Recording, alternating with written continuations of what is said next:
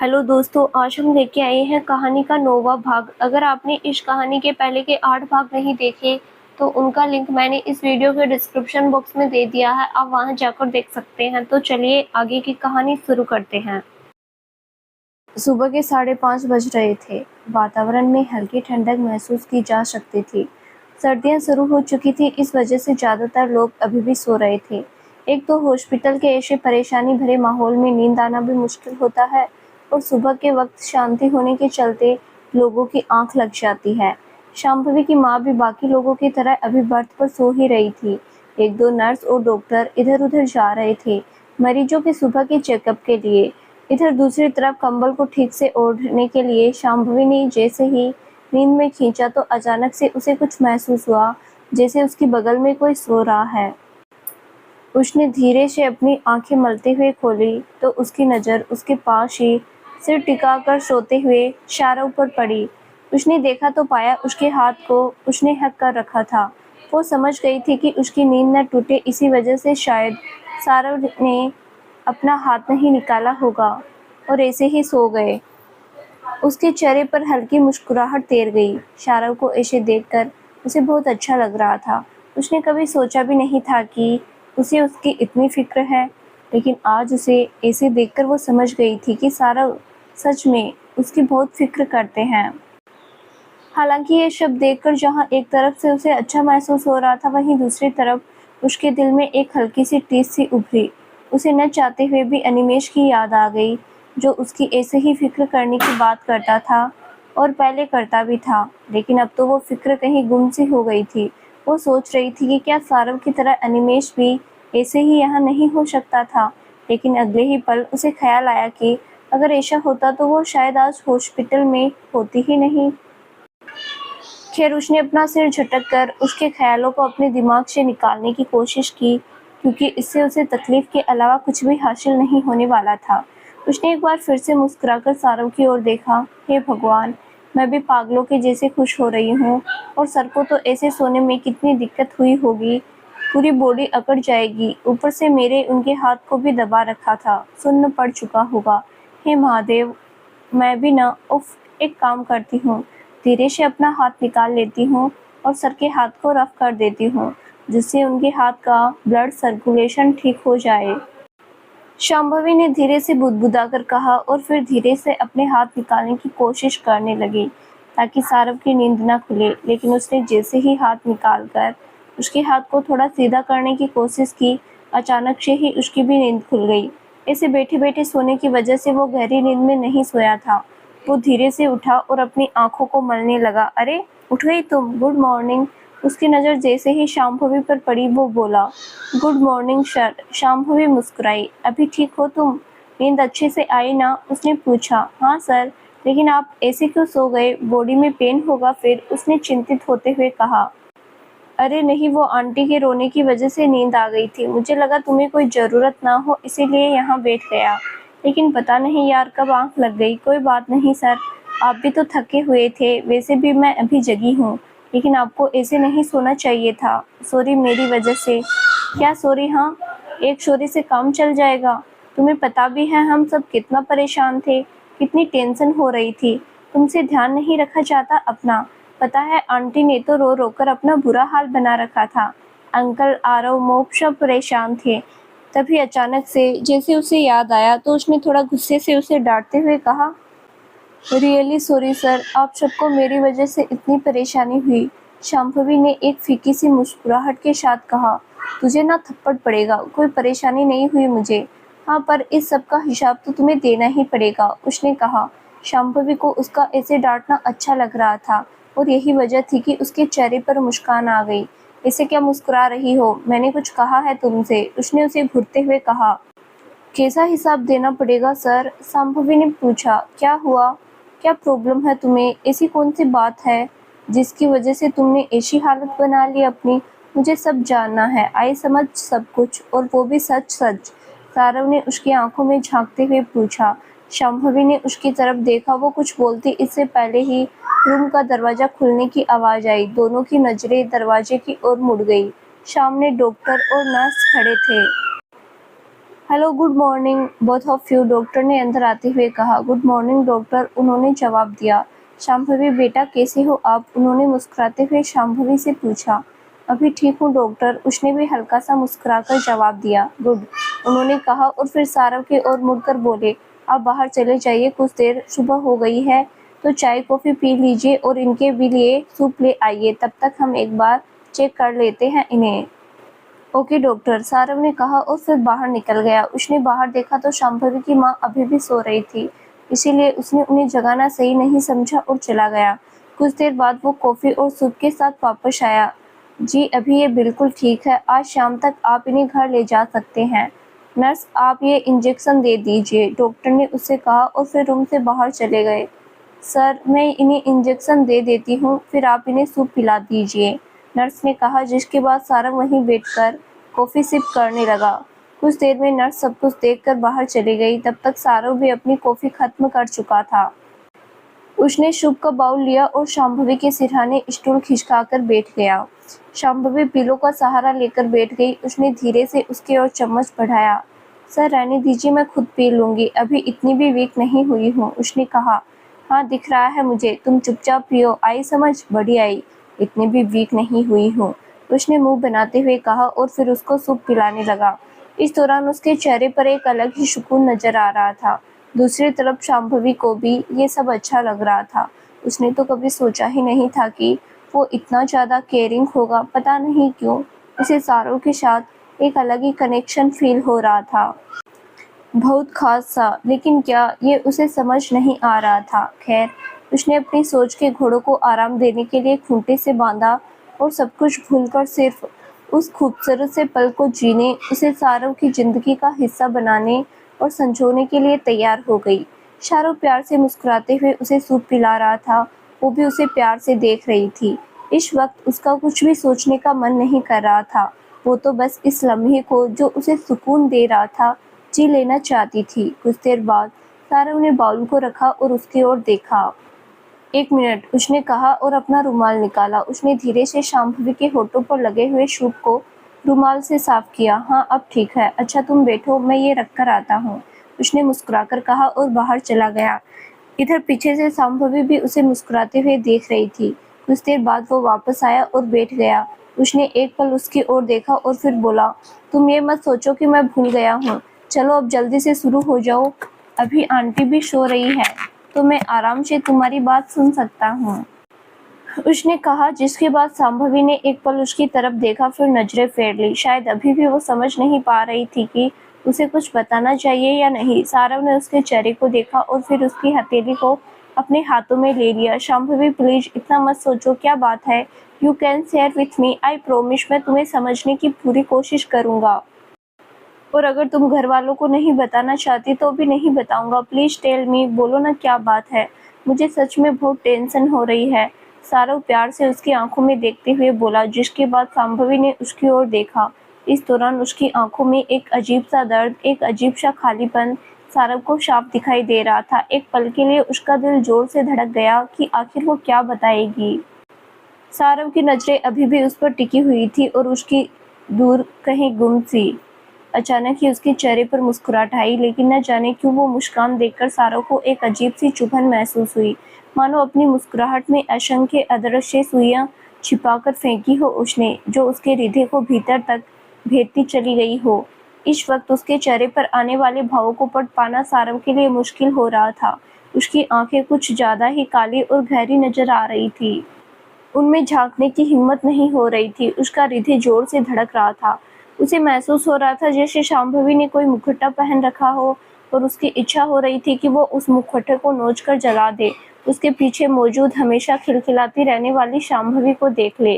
ज्योतिषी बनने का शौक में कहीं पढ़ा था कि मुझे मेरा पहला प्यार नसीब नहीं होगा। उस वक्त तो नकार दिया था, लेकिन अब सोच रही हूँ दूसरा तलाश लो। वह हंसी, खोखली सी हंसी थी उसकी, एकदम खोखली, लेकिन सारव उस हंसी के पीछे का दर्द महसूस कर पा रहा था। प्यार, इश्क, मोहब्बत, कितने नाम दिए हैं ना प्रेम को, लेकिन पहचान सिर्फ एक। फिर भी लोगों को इसे पहचानने में इतनी मुश्किल क्यों होती है? हर दूसरा इंसान यहाँ किसी न किसी को प्यार करता है। क्या वास्तव में उसकी आवाज़ किसी कुएं से आती हुई प्रतीत हो रही थी। कुछ बोलने का उसे साहस न हुआ, वो बस सुन ही रहा था। लगभग 1.5 साल पहले मुझे भी कुछ अलग सा फील हुआ था, जो उससे पहले कभी फील नहीं हुआ। लगा कि प्यार है। और भी बहुत से लोगों ने इस प्यार की परिभाषा सुन रखी थी, तो ये तथ्य और अधिक प्रबल मालूम होने लगा कि हाँ, ये प्यार ही है। पर आज जब प्रेम के बारे में पढ़ती हूँ, सोचती हूँ, समझने की कोशिश करती हूँ, तो पता नहीं क्यों संदेह होता है अपनी रिधि के इस भाव पर। खैर, पक्के तौर पर नहीं कह सकती, लेकिन हाँ, ये जो भी है, उसे एक इंसान के अलावा कभी किसी के लिए महसूस नहीं हुआ। वो बोल रही थी और सारा उसके चेहरे को तक रहा था। अनिमेष, आप जानते हैं उसे? उसने शायद बिना उसकी ओर देखे ही शारव की आंखों में तैरता हुआ प्रश्न पढ़ लिया था। मेरी एक दोस्त है प्रिया, उसकी बर्थडे पार्टी में देखा था पहली बार। अजीब सा फील हुआ था, पर अच्छा लग रहा था। उसके बारे में जानने की इच्छा हुई तो प्रिया ने जानने की कोशिश की। वो दोनों काफ़ी पुराने और अच्छे दोस्त थे। वो भी मुझे पसंद करने लगा था शायद। ये बात भी मुझे प्रिया से ही पता चली, क्योंकि वो अक्सर उससे मेरे बारे में पूछता रहता था। कभी कभी उसके घर भी आ जाता था, इसीलिए मैंने भी अक्सर प्रिया के घर जाना शुरू कर दिया। संयोग था या प्रिया उसे बता देती थी, लेकिन अक्सर मेरी उससे मुलाकात हो ही जाती थी। उस वक्त सब कुछ बहुत खूबसूरत सा लगता जैसे एक खाली जगह थी जिस पर मैंने कभी ध्यान नहीं दिया, वो भर रही हो। हर वक्त उसके बारे में ही सोचते रहना, उसके बारे में बातें करना, बस यही मन करता था। और वो दिख जाए तो सुकून मिल जाता, पर कितनी भी देर देख लो, मन था कि भरता ही नहीं। प्रिया बहुत मज़े लेती थी मेरे, क्योंकि पहले मैं प्यार को बकवास बोला करती थी, और अब तो बात ही अलग थी। एक दिन एनी की कॉल आई, बोला कि मुझे पसंद करता है। मुझे उम्मीद नहीं थी, ना ही हिम्मत कि उसे कह पाती। एक अजीब सा डर भी लगता था, क्योंकि बहुत से लोगों से प्यार रिलेशनशिप से परेशान होते रोते देखा था। खैर, फिर भी दोस्त बनने के लिए ज़रूर हाँ कर दी। लेकिन ये मन भी भला किसी के काबू में रहता है क्या? धीरे धीरे बातें होने लगी, और बातों ही बातों में ये एहसास भी जाहिर होता गया कि मैं भी उसे पसंद करती हूँ। उसे समझ आ गया था, इसीलिए अक्सर वो कोई ऐसी बात कर ही देता कि मैं खामोश हो जाती। खुद से ज़्यादा उसकी फिक्र करने लगी थी। वो भी मुझे ज़रा सा जुकाम होने पर भी परेशान हो जाता।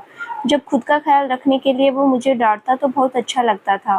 फिर एक दिन मैंने भी बता दिया कि उसे कि क्या फील करती हूँ। बहुत खुश हुआ था वो, और मैं भी। बोला, अब से तुम वाइफ हो मेरी, तुम पर सिर्फ मेरा हक है।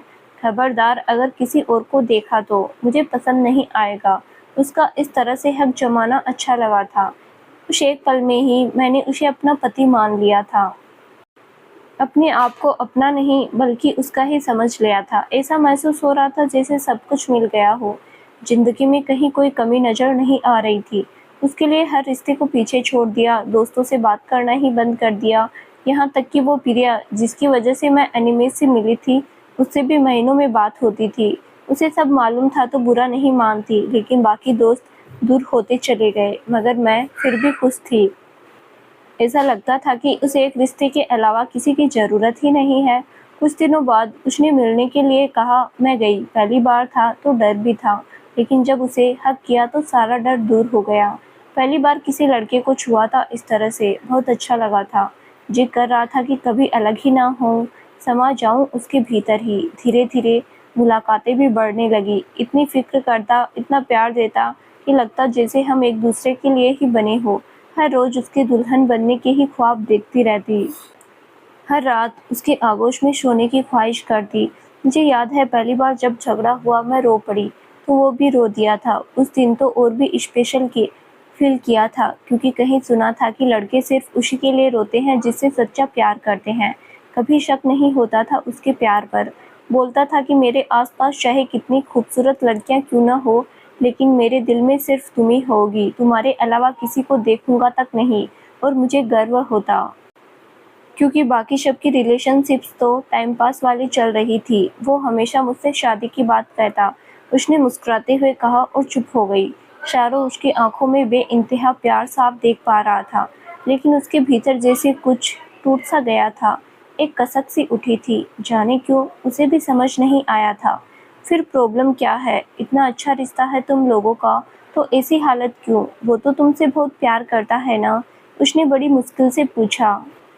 हाँ, करता तो है शायद, वो धीरे से बोली। शायद मतलब पता नहीं क्या हुआ है सर, कुछ महीनों से कुछ ठीक नहीं चल रहा, लड़ाई झगड़े बस बढ़ते ही जा रहे हैं।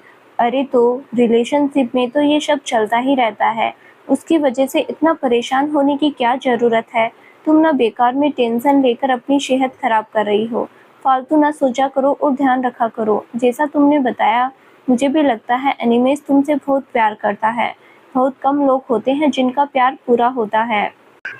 मेरा तो नहीं हुआ, पर मैं दिल से प्रार्थना करूंगा कि तुम्हारा जरूर पूरा हो और ये लड़ाई झगड़ा खत्म हो। तुम दोनों हमेशा साथ रहो, खुश रहो। सारव ने मुस्कुराकर कहा। ईश्वर आपकी प्रार्थना ही सुन ले तो बेहतर है, पर पता नहीं, अब कोई उम्मीद नहीं है, शांभवी बोली। अरे क्या हुआ, ऐसे क्यों बोल रही हो, उसने पूछा। कुछ नहीं सर, बस पता नहीं क्यों दम घुटने लगा है इस रिश्ते में। बात सिर्फ झगड़े की नहीं है, बल्कि अब तो ऐसा महसूस होता है जैसे प्यार ही नहीं रहा है। ना तो वो अब मेरी फिक्र करता है, ना ही प्यार जताता है। उसे तो अब मेरे रोने से भी फर्क नहीं पड़ता। नौटंकी लगता है सब उसे। ओवर रिएक्ट, अपनी गलतियों के लिए भी मुझे ब्लेम करता है, जैसे आपकी निकिता जी करती थी। महीनों हो गए हैं सर, जब मैं बिना रोए रात में सोती थी। महीनों से मैंने उसके ख्वाब देखने छोड़ दिए हैं। पता नहीं क्यों अब इच्छा ही नहीं होती। अगर कुछ अच्छा सोचती भी हूँ तो अगले ही पल याद आ जाता है कि वो तो ऐसा है ही नहीं। न जाने कितने दिनों से हमारी बातें नहीं होती, सिर्फ कॉल ही चलती रहती है। खामोशी सी बढ़ती जा रही है हमारे बीच। अब तो ऐसा है कि मैंने गुस्सा, नाराजगी, शिकायतें, उसके सामने रोना सब छोड़ दिया है। मन ही नहीं करता किसी चीज़ का, बस चुप रहने की ही इच्छा होती है। वो इस बात पर चिढ़ जाता है कि मैं सबसे अच्छे से बात करती हूँ, उससे नहीं। आपको पता है, उसे मेरे और आपके रिश्ते पर भी शक होता है। मैं कितनी ही बार उसे समझा चुकी हूँ, यहाँ तक कि रिकॉर्डिंग्स, स्क्रीनशॉट सब, पर फिर भी उसे फालतू सोचना होता है। तो क्या तुम मुझसे बात करते टाइम उसे इग्नोर कर देती हो, उसकी कॉल रिसीव नहीं करती? सारव ने पूछा। सर, मेरे और उसके बीच जब कोई बात होती ही नहीं है तो क्या बात करूं? जब मैं फ्री होती हूं तो रिसीव कर लेती हूं, अदरवाइज नहीं। यार तुम पागल हो, पहले क्यों नहीं बताया मुझे? देखो, ऐसा बिहेवियर तो किसी को भी हर्ट करेगा ना। तुम उससे अच्छे से बात किया करो। मैं खुद अब से तुमसे बात नहीं करूँगा ज़्यादा।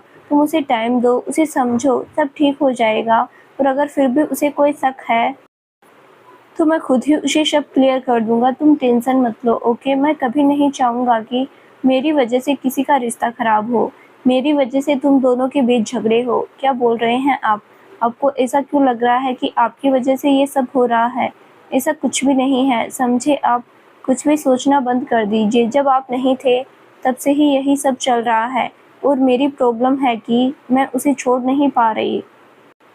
मेरा सच में अब भी इस रिश्ते में रहने का मन नहीं करता। इसकी वजह आप नहीं हैं, बिल्कुल भी नहीं। इसकी वजह कुछ और है। कौन सी वजह है? उसने पूछा तो शांभवी चुप हो गई। शांभवी, मैं जानना चाहता हूँ, प्लीज बताओ, नहीं तो मुझे ऐसा ही फील होगा कि मेरी वजह से तुम्हारी रिलेशनशिप में प्रॉब्लम आ रही है, और मैं इस गिल्ट में नहीं रहना चाहता। Please tell me. उसे चुप देखकर सारव ने फिर से जोर देकर पूछा, जिसके बाद शांभवी ने एक नज़र उसे देखा और एक गहरी सांस ली। सर, आपकी वजह से कुछ भी नहीं हुआ है। जब मैं आपसे बात नहीं करती, यहाँ तक कि मैंने इस कॉलेज में एडमिशन भी नहीं लिया था, उससे पहले ही हमारी रिलेशनशिप में प्रॉब्लम्स आना स्टार्ट हो चुकी थी। हाँ, पर क्यों? ऐसी भी क्या वजह थी? सारव ने पूछा। वो एक्चुअली बात ये है कि सर, दरअसल हम दोनों हमारे रिश्ते में काफ़ी आगे बढ़ चुके हैं। फिजिकल रिलेशन एंड ऑल, कहते हुए उसकी आंखों में आंसू आ चुके थे। ओ ओके, बट इट्स नॉर्मल। अब सीधी सी बात है, आप दोनों मेच्योर हैं, एक दूसरे से प्यार करते हैं, शादी करना चाहते हैं, तो मुझे नहीं लगता इसमें कुछ भी गलत है। मुझे नहीं लगता तुम्हें इसे लेकर किसी भी तरह की शर्मिंदगी महसूस करने की ज़रूरत है Shambhavi. And I promise you, मैं कभी तुम्हें जज नहीं करूँगा। इसीलिए तुम्हें जो भी कहना है क्लियरली बोल सकती हो। उसने मुस्कुराकर उसका हाथ पकड़ते हुए कहा। सर, एक्चुअली बात वो नहीं है, मुझे कोई शर्मिंदगी नहीं है। आखिर रिश्ता मेरा है, मैं प्यार करती हूँ। मैंने जो कुछ भी किया सिर्फ अपने रिश्ते, अपने प्यार के लिए किया, लेकिन सामने वाले की भी तो जिम्मेदारी बनती है ना। पता नहीं क्यों कई बार सोचती हूँ कि शायद मैंने जल्दबाजी कर दी। पता है सर, मेरे लिए हमेशा से प्यार का मतलब एक खूबसूरत सा सच्चा एहसास था। इन सब चीज़ों के बारे में तो मैंने कभी सोचा भी नहीं था। मैंने हमेशा से यही सोचा था कि इस सब पर मेरे पति का अधिकार है और उसे ही मिलेगा भी।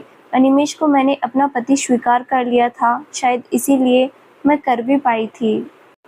मेरे लिए हग्स एंड किसेस तक ही ठीक था। मैं कभी भी इससे आगे नहीं बढ़ना चाहती थी, लेकिन एनी चाहता था। हालांकि ऐसा नहीं है कि उसने कोई ज़बरदस्ती की हो, लेकिन हाँ, उसने फोर्स ज़रूर किया, भले ही किसी भी तरह से क्यों ना हो। उसने जब कहा था तो मैंने सीधे ही मना कर दिया था, लेकिन फिर उसका इमोशनल ड्रामा, तुम तो मुझे अपना हस्बैंड मानती हो ना, फिर दिक्कत क्या है? पता है, मुझे अजीब सी दूरी सी महसूस होती है। मैं बस एक होना चाहता हूँ। मन से तो तुम मेरी हो, पर मैं तन से भी तुम्हें पाना चाहता हूँ। प्लीज एक बार मान जाओ ना, बस एक बार। आई प्रॉमिस यू, मैं कभी नहीं कहूँगा। मुझे बस यही महीनों में तुम्हें अपनी वाइफ बनाना है प्लीज। वैसे भी हम शादी तो करेंगे ही ना, फिर क्या फ़र्क पड़ता है शादी से पहले हो या बाद में। ऐसा तो है नहीं ना कि तुम किसी और से शादी करोगी जो सिर्फ अपने पति को ही सौंपना चाहती हो। तुम्हारा पति तो मैं ही होऊंगा ना। या तुम्हें मुझ पर शक है? और भी न जाने क्या क्या। मुझे भी ऐसे रोज मना करने में बुरा लगता था। आखिर प्यार जो करती थी तो उसे ऐसे गिड़गिड़ाते हुए देखना अच्छा नहीं लगता, भले ही मेरे सामने ही क्यों ना हो। वो भी तो इतनी सी छोटी सी चीज़ के लिए। मैं शादी तो उसी से करने वाली थी, इसीलिए धीरे धीरे मुझे भी लगने लगा कि सही ही तो है, आखिर हक है उसका। और फिर जब एक दिन उसने वापस से आगे बढ़ने की कोशिश की तो मैंने उसे रोका नहीं, और ये मेरी सबसे बड़ी गलती थी। आज आज हर पल यही सोचती हूँ कि काश काश उस दिन मैंने उसे रोक दिया होता, उसके नाराज़ होने की परवाह न की होती, उसे धक्का देकर चली जाती तो शायद आज ये सब ना होता। काश मैं उस दिन भी शादी के बाद सुहाग सेज पर स्वयं को अपने पति को सौंपने की उस बात पर टिकी ही रहती। भले ही वो पति अनिमेष ही क्यों ना होता, तो शायद आज सुकून से सो पाती। कहते कहते वो चुप हो गई। उसकी आंखें अभी भी दीवार पर टिकी हुई थी और उनसे बहते हुए गर्म आंसू उसके सूखे हुए गालों को भिगो रहे थे। आंसू उसके गालों से होते हुए गर्दन और फिर छाती तक जा रहे थे, लेकिन फिर भी उसने उन्हें पोंछने की जहमत नहीं उठाई। वो एकदम शांत होकर आंसू बहाए जा रही थी। शारव भी उदास आंखों से उसे तक रहा था, पता नहीं क्यों, लेकिन वो भी अभी उसकी आंखों से बहते झरने को रोकने की कोशिश नहीं करना चाहता था। फिर शारव ने पूछा, उस वक्त तो बुरा नहीं लगा, लेकिन घर आने के बाद जाने क्यों ऐसा महसूस हो रहा था जैसे कोई बहुत बड़ी गलती कर दी हो मैंने, पता नहीं क्यों। सेक्स के बाद जिस संतुष्टि और खुशी की लोग बात करते हैं, मैं उसे महसूस ही नहीं कर पा रही थी। लगता था जैसे कहीं तो कुछ टूट गया है, कुछ तो था जो चुभ रहा था। उसने मेरी नींद चैन सब छीन लिया था। मैं बस रोई जा रही थी, बार बार खुद को दिलासा देने की कोशिश कर रही थी कि वो मेरा होने वाला हबी ही है, लेकिन फिर भी आंसू है कि रुकने का नाम ही नहीं ले रहे थे। फिर जब एनी से बात हुई तो उसे भी मेरे रोने की वजह से बुरा लगा। उसने वायदा किया कि अब वो कभी भी उससे इन सब के लिए नहीं कहेगा। उसने इसके लिए ना जाने मेरी कितनी ही कस्में खाई थी। कुछ दिनों में सब ठीक हो गया, लेकिन जैसे ही 20-25 दिन बाद मैं उससे मिली तो उसने फिर से जिद की। मैंने फिर से रोकने की कोशिश की, लेकिन कब तक। उसकी वही पुरानी बातें सुनकर आखिरकार मैंने एक बार फिर से उसकी बात को मंजूरी दे दी। वो एक पल के लिए चुप हुई और हल्का सा हंसी। मैं भी ना इतनी ज़्यादा बेवकूफ़ हूँ कि क्या ही कहूँ। बार बार गलतियाँ की और कभी भी किसी गलती से सीख नहीं ली। खैर, फिर वही सब चीज़ें दोहराई गई। मेरा रोना, गिल्ट फील करना, उसके कसमे वादे, लेकिन अगली बार फिर से वही हुआ और फिर तो ये सिलसिला ही बन गया मेरे लिए। अब ये सब काफ़ी हद तक नॉर्मल हो गया था, लेकिन फिर वो एक बार फिर से चुप हो गई। उसके आंसू अब सूख चुके थे, लेकिन उनके निशान अभी भी बाकी थे। फिर क्या? सारव ने पूछा। फिर धीरे धीरे हमारे बीच लड़ाइयाँ बढ़ने लगी। अब उसकी बातें बस इन्हीं सब चीज़ों के इर्द गिर्द घूमने लगी थी, जैसे इसके अलावा उसके पास बात करने का कोई दूसरा टॉपिक ही नहीं होता है। उसका अक्सर मिलने के लिए जिद करना, मना करने के बाद भी हर रोज़ उसी एक चीज़ की रट लगा लेना। सच बताऊं, धीरे धीरे मुझे चिढ़ होने लगी थी उसकी बातों से। उसकी बातों में प्यार और फिक्र की जगह अब अश्लीलता ने ले ली थी। मैं हर वक्त वैसी ही बातें सुन सुनकर पक चुकी थी। मुझे ऐसे लगता है कहीं न कहीं इन सब की वजह से भी मुझे अब शारीरिक संबंध जैसी चीज़ों पर घिन आने लगी है। हाँ, मानती हूँ कि इन रिश्तों में ये सब भी ज़रूरी है, लेकिन इतना ज़्यादा कि भावनाओं का भी कोई महत्व ना रह जाए। और यही वजह है कि अब तो बिल्कुल भी इच्छा नहीं होती, लेकिन उसे यही सब चाहिए। मेरी भी कुछ ख्वाहिशें थी, अपनी प्रेमी के साथ सुकून से उसकी बाहों में कैद रहने, उसको देर तक तकते रहने की, ढेर सारी बातें करने की, उसे ढेर सारा दुलार पाने की, जैसे पापा करते हैं ना बिल्कुल वैसे ही। पर वो बोलता, पागल हो क्या, मैं तुम्हारे पापा जैसे कैसे प्यार कर सकता हूँ। मेरा भी मन करता था बच्चों जैसी हरकतें करने का, लेकिन उसने तो मेरा बचा खुचा बचपना भी खत्म करके मुझे बड़ा बना दिया। पर यह भी अजीब है कि समझदार नहीं बन पाई मैं, बेवकूफ़ी हूँ अभी भी, क्योंकि अगर समझदार होती तो शायद परेशान नहीं बल्कि उनकी जड़ को ख़त्म कर चुकी होती। समझ नहीं आता कि आखिर मेरी गलती क्या है। क्या किसी को हद से प्यार करना, उस पर एक शख्स को ही अपनी दुनिया समझ लेना गुनाह है सर? कई बार तो अपनी लड़की होने पर ही गुस्सा आता है। काश कि मैं लड़की ना होकर एक किन्नर होती तो शायद अच्छा होता। कम से कम इसे प्यार का हवाला देकर कोई ज़िंदगी में आने के बारे में तो नहीं सोचता। और अगर वाकई प्यार करता तो मुझसे करता, ना कि इन सब चीज़ों के लिए। पता है सर, अब जब उसे मना करती हूँ तो क्या बोलता है? कहता है कि अब तो हो चुका है, फिर क्यों इतनी दिक्कत होती है। और ज़्यादा कुछ बोलने पर बोलेगा, ऐसा ही करना था तो पहली बार ही क्यों करने दिया था। मतलब कमाल है सच्ची। वो एक बार फिर हंसी। इसीलिए अब महसूस होता है कि जब गलती मेरी थी तो सीधी सी बात है, सज़ा भी तो मुझे ही मिलेगी। पर जानना चाहती हूँ कि क्या वाकई इतनी बड़ी गलती थी? क्या सिर्फ प्यार, एक सच्चे प्यार की ख्वाहिश नहीं कर सकती थी मैं? मात्र एक इंसान से, मुझे बहुत से लोगों से ऐसी ख्वाहिशें नहीं है। क्या सिर्फ वो एक ऐसा इंसान ऐसा नहीं हो सकता? उसकी आंखों में प्रश्नों के साथ एक बार फिर से नमी तैर गई थी। वो सारों की तरफ देख रही थी। वो शांत था, पर ये शांति किस कारण थी ये वही जानता था। या शायद वो भी नहीं, पता नहीं क्यों, लेकिन वो शांभवी को गले लगाकर रो नहीं पाया, उसे सांत्वना नहीं दे पाया। कुछ देर चुप रहने के बाद उसने शांभवी को देखा और बोला, देखो शांभवी, जिन चीज़ों में तुम अनकंफर्टेबल हो या जो तुम्हें पसंद नहीं, मैं वो करने को तुम्हें नहीं कहूँगा। एक बात और, मैं कभी भी तुम्हारे फैसले के लिए तुम्हें गलत नहीं ठहराऊंगा। एक बात तुम हमेशा याद रखना कि मैं हमेशा तुम्हारे साथ हूँ। मुझे किसी के रिश्ते के बारे में बोलने का तो कोई हक नहीं, लेकिन मैं तुमसे ये ज़रूर कहूँगा कि तुम्हें रिश्ता ख़त्म करने के बारे में नहीं सोचना चाहिए। आई थिंक तुम्हें उसे समझना चाहिए, और जो तुम नहीं कर सकती, तुम्हें नहीं पसंद, उसके लिए सीधा मना कर दो। वो प्यार करता है तो ज़रूर समझेगा। हाँ, लेकिन उसके साथ ही तुम्हें उसके साथ अच्छे से बात करनी चाहिए, प्यार से समझाना चाहिए, और हाँ, किसी और ज़्यादा तुम्हें उसे ही इम्पोर्टेंस देनी चाहिए, नहीं तो उसके दिमाग में बेकार की बातें और शक पैदा होगा, जो तुम दोनों के रिश्ते के लिए बिल्कुल अच्छा नहीं होगा। और इस तरह से झगड़े और गलतफहमियां बढ़ेगी ही, कम नहीं होगी। और तब रिश्ते को सही कर पाना और ज़्यादा मुश्किल हो जाएगा। तुम ज़्यादा मत सोचो, मैं अभी भी यही चाहूँगा कि तुम्हारा रिश्ता ठीक हो जाए। इसके लिए मैं उससे बात करने के लिए भी तैयार हूँ। तुम्हें कोई दिक्कत तो नहीं होगी मेरे अनिमेष से बात करने से? उसने उसे प्यार से समझाते हुए पूछा। सर, मुझे कोई दिक्कत नहीं है, आप मुझसे बड़े हैं। अगर आपको लगता है कि वो समझ जाएगा तो आप बेशक कोशिश कर लीजिएगा, लेकिन मुझे नहीं लगता ऐसा कुछ होगा, और मैं ये भी नहीं चाहती कि मेरी वजह से आपको कुछ सुनना पड़े। इसीलिए जैसा आप चाहते हैं मैं करूँगी, लेकिन आप अभी रहने दीजिए, देखते हैं आगे। वो हल्का सा मुस्कुराई, लेकिन उसकी ये मुस्कुराहट एकदम फीकी थी, मानो वो ये करना न चाहती हो, पर मजबूरी में उसे सारों की बात मानकर करना पड़ेगा। ओके, जैसा तुम चाहो, लेकिन अगर दोबारा फिर वो हमारे बारे में कुछ गलत सोचे तो तुम मुझे ज़रूर बताओगी, और तब मैं बात कर लूँगा। लेकिन ये बात की बातें हैं, अभी फ़िलहाल तुम ठीक हो जाओ पहले, और इसके लिए ये ज़रूरी है कि तुम बकवास चीज़ें मत सोचो, सब ठीक हो जाएगा। डोंट बी वरी, उसने भी मुस्कुराकर उसकी हथेली को थपथपाते हुए कहा। अभी उनके बीच कोई और बात होती तभी रूम का दरवाज़ा खुला। अरे शांभवी बेटा, उठ गई तुम? अब कैसी है तबीयत, कब जागी? सामने से उसकी माँ ने आते हुए पूछा। मैं ठीक हूँ मम्मा, बस आधे घंटे पहले ही उठी थी, वो मुस्कुराई। तब तक उसकी माँ उसके बेड पर उसके पास बैठ चुकी थी। उन्होंने प्यार से उसका माथा चूमा। सारव बेटा, तुम्हें ज़्यादा जागना तो नहीं पड़ा ना? सॉरी, वो पता नहीं कैसे इतनी गहरी नींद आ गई। उन्होंने सारव की तरफ देखते हुए कहा। नहीं आंटी, मैं भी आधे घंटे पहले ही उठा था। डॉक्टर के कहने पर शांभवी को सूप भी पिला दिया है। आप सो रही थी तो जगाया नहीं, और अभी ये बिल्कुल ठीक है, शाम तक हम इसे घर ले जा सकते हैं। वो अच्छा, बढ़िया है फिर तो। फिर वे सब आपस में बातें करने लगते हैं। शांभवी की माँ और सारव दोनों ही उसे अपना ध्यान रखने के लिए समझा रहे थे, लेकिन शांभवी के दिमाग में सारव के कल से आज तक की बातें घूम रही थी।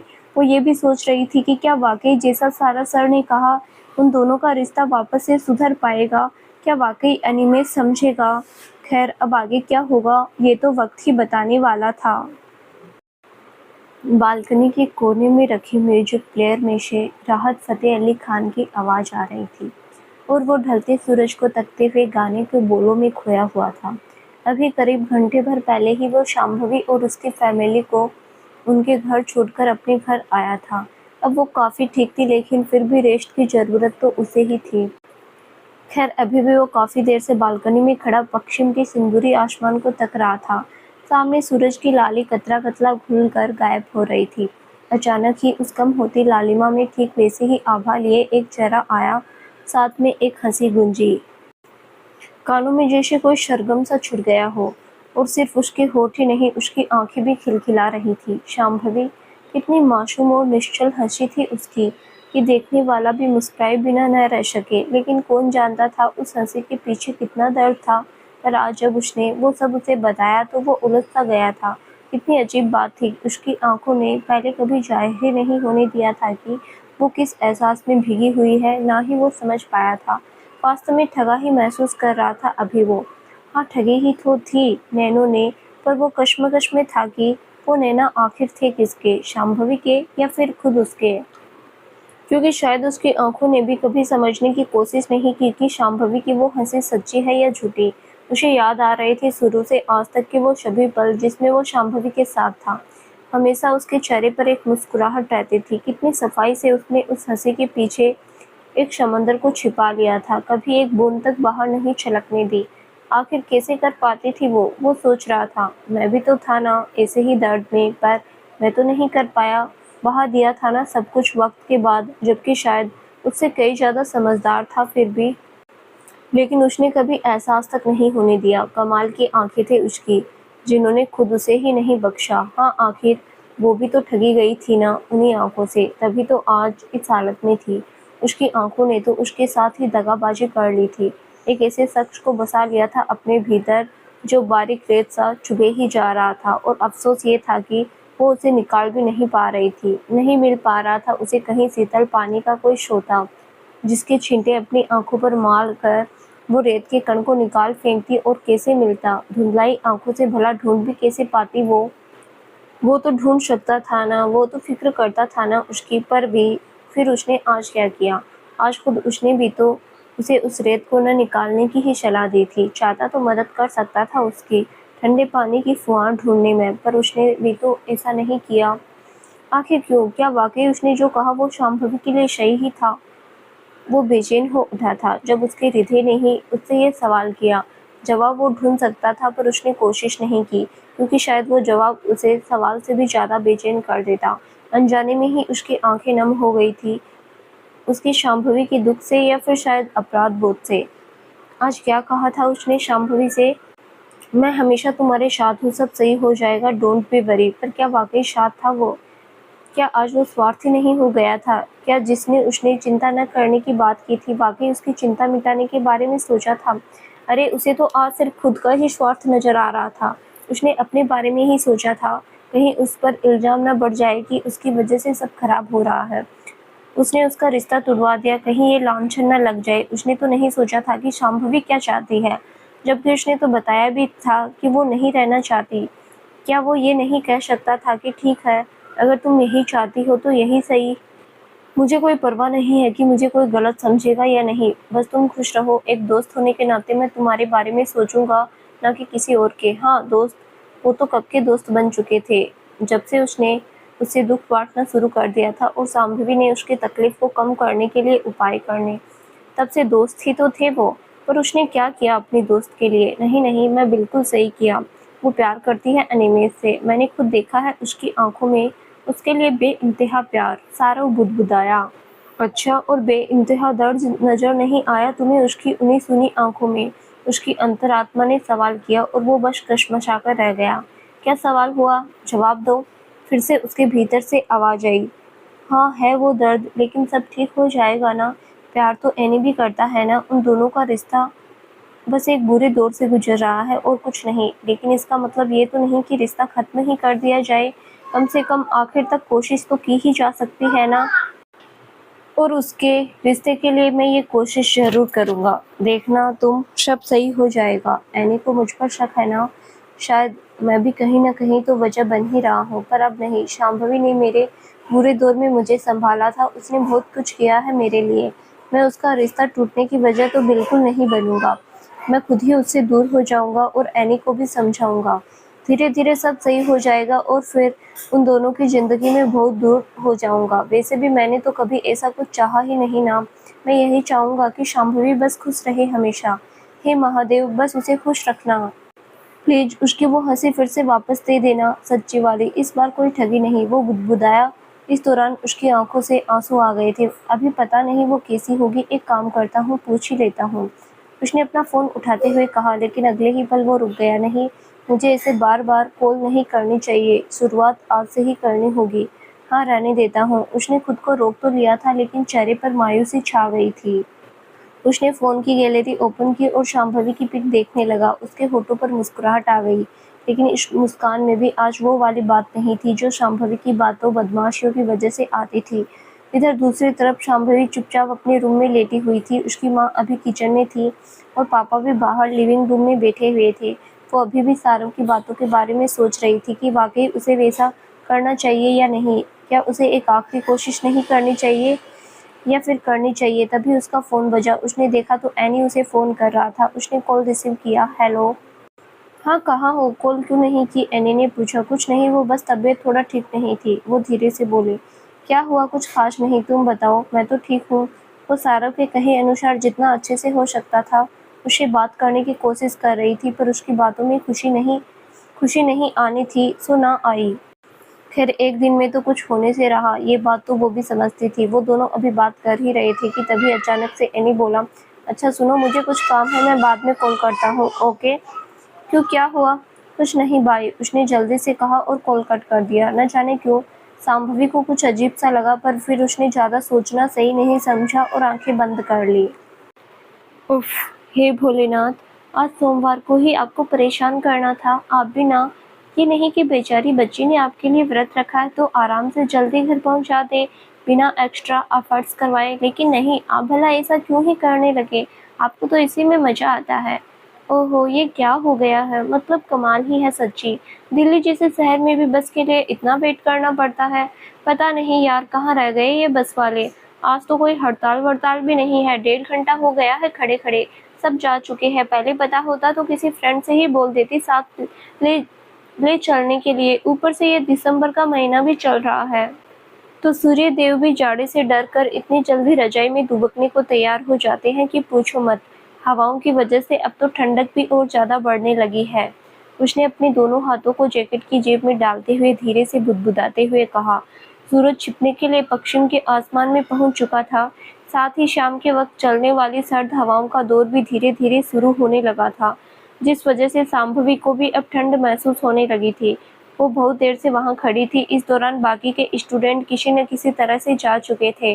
वो अभी भी रोड पर देख रही थी, बस के इंतजार में।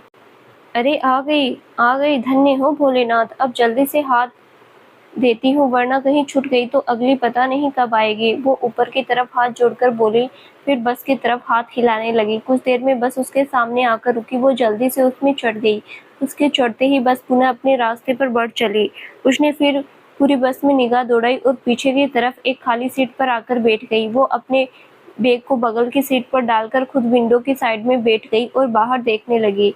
उसे विंडो वाली सीट पर बैठना वैसे भी काफी पसंद था, इसीलिए आगे की तरफ जगह होने पर भी वो पीछे आ गई थी। बच्चों से खुशी होती है उसे, जब पेड़ पौधों, बिल्डिंग्स और सड़क के पीछे की ओर भागती हुई सी नजर आती। आसपास का सब कुछ नजर आता था। वो आज भी हमेशा की तरह बाहर की ओर तक रही थी, साथ ही साथ शुक्र भी मना रही थी कि बस और लेट नहीं हुई।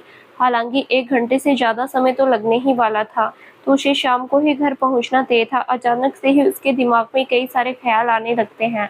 लगभग 20 दिन हो चुके हैं जब सारव ने उसे समझाया था। उसने उसकी बात मानी भी थी। अब वो जितना हो सकता था अनिमे से अच्छे से ही बात करती थी, लेकिन जो चीजें उसे पसंद ना आती वो नहीं करती। वैसे तो सब ठीक ही चल रहा था। अनिमेश भी उससे अच्छे से बात करने लगा था, क्योंकि अब अक्सर उसका फोन आने पर वो तुरंत उठा लेती थी। पर कुछ तो अजीब था जो उसे महसूस हो रहा था। उसने नोटिस किया था कि अब अनिमेष उसके अच्छे या बुरे बिहेव पर इतना रिएक्ट नहीं करता था। मिलने के लिए कहना भी उसने बंद कर दिया था। आजकल तो वो कॉलेज में भी कब चला जाता इसका पता भी शांभवी को चलता ही नहीं था। शायद यही वजह थी कि वो अब उसके साथ नहीं आती थी। हालांकि पहले भी वो कम ही उसके साथ आती थी, लेकिन आजकल तो वो उसे क्लास के बाद जल्दी नजर ही नहीं आता था। उसे काफी अजीब लगता, लेकिन उसे समझ नहीं आ रहा था कि ऐसा क्यों हो रहा है। वो कई बार उसे साथ चलने को कहती या कुछ पूछती तो वो किसी काम का बोल देता। बात सिर्फ इतनी सी ही नहीं थी, उसे केवल अनिमेष ही नहीं बल्कि सारव का बिहेवियर भी अब पहले से काफी ज्यादा अजीब लगने लगा था। अनिमेष की वजह से तो उसे इतना बुरा नहीं लगता, लेकिन सारव जैसा कर रहा था वो उसे काफी ज्यादा खल रहा था। आज भी उसे बहुत बुरा लग रहा था, क्योंकि वो अकेले खड़ी वहां बस का वेट कर रही थी और सारव भी आज पहले ही निकल चुका था, लेकिन उसने उसे साथ चलने के लिए नहीं कहा। पिछले 20 दिनों से वो अब अकेले ही चला जाता था। उसके साथ आने के लिए कहना उसने बंद कर दिया था। यहाँ तक कि वो उससे ज्यादा बात भी नहीं करता था। कॉलेज तो कॉलेज, वो घर पर भी उससे कम ही बात करता था। तब से 3-4 बार ही कॉल पर बात हुई थी उसकी, और वो भी ज्यादा देर नहीं। वो अक्सर कोई काम होने का बोल के चला जाता। अब ज्यादातर वो कॉल करने की बजाय उसे मैसेज कर देता था। जब वो करती पढ़ाई करने और अपने करियर पर ध्यान देने की बात उससे कहकर टाल देता। हालांकि उसे ये तो समझ आ ही रहा था कि वो ऐसा जानबूझकर ही कर रहा है। कहीं ना कहीं शायद उस हॉस्पिटल वाले इंसिडेंट्स के कारण उसके इस बिहेवियर से उसे बहुत बुरा लगता था, पर वो कुछ कहना नहीं चाहती थी। पिछले कुछ दिनों से एक बार फिर से इतनी कोशिश करने के बावजूद भी वो वापस पहले वाला अकेलापन ही महसूस करने लगी थी। पहले भी वो ऐसे ही रहती थी, चुपची और अपना काम करने वाली, लेकिन जब से सारव आया था उसे एक दोस्त मिल गया था जिसके साथ वो खूब मस्ती कर पाती थी, उसे परेशान कर पाती थी। क्या कुछ नहीं बोलती थी वो उसे, कभी छोटी आंखों का मजाक बनाती तो कभी लंबी टांगों का। वो भी बस ऊपर से मन से ही उसे डांट देता। भले ही दिन के कुछ वक्त में ही सही वो खुश हो जाती थी, लेकिन अब ऐसा नहीं था। बाहर देखते हुए उसकी आंखों में अनायास ही आंसू आ गए थे। उसे एक बार फिर महसूस होने लगा था कि शायद उसकी किस्मत में ये अकेलापन ही है। एक दोस्त की भी ख्वाहिश करना उसके लिए गुनाह ही है। उसने सोच लिया था कि अब वो किसी से भी कुछ नहीं कहेगी कि उसे साथ चाहिए। जिसको भी जैसे रहना हो रहो, जो करना है करो, वो भी सिर्फ खुद से मतलब रखेगी। उसे इस बात का बुरा लग रहा था कि सारव एनी के लिए उससे दोस्ती भी खत्म करना चाहता है, ये सोचे बिना कि वो क्या चाहती है। उसे नहीं लगता है कि वो जो कर रहा है वो सही है। आखिर उसने तो उसकी बात मानी थी ना, तो वो कोशिश कर रही थी। अब अगर वाकई सब सही होना होगा तो हो जाएगा। उसके बाकी के दोस्त तो पहले ही दूर हो चुके थे। अनिमेष को भी शायद इतना मतलब नहीं था। अब वो भी यही कर रहा था। यही वजह थी कि उसे इतनी ज्यादा तकलीफ हो रही थी। उसने अपनी आंखों से गिरते हुए आंसुओं को पोंछा और मुस्कुराने की नाकाम कोशिश की। हालांकि ये मुस्कुराहट या आंसू देखने के लिए वहां कोई नहीं था। वो किसी को दिखाना भी नहीं चाहती थी। उसने सोच लिया था कि अब उसे बुरा भी लगेगा तो भी वो किसी से शिकायत नहीं करेगी, चुपचाप बस अकेले रहने की ही आदत डालेगी। तो दोस्तों, आगे क्या होगा जानने के लिए इस कहानी का अगला भाग जरूर देखें, जो बहुत जल्द ही इस चैनल पर प्रसारित किया जाएगा। धन्यवाद।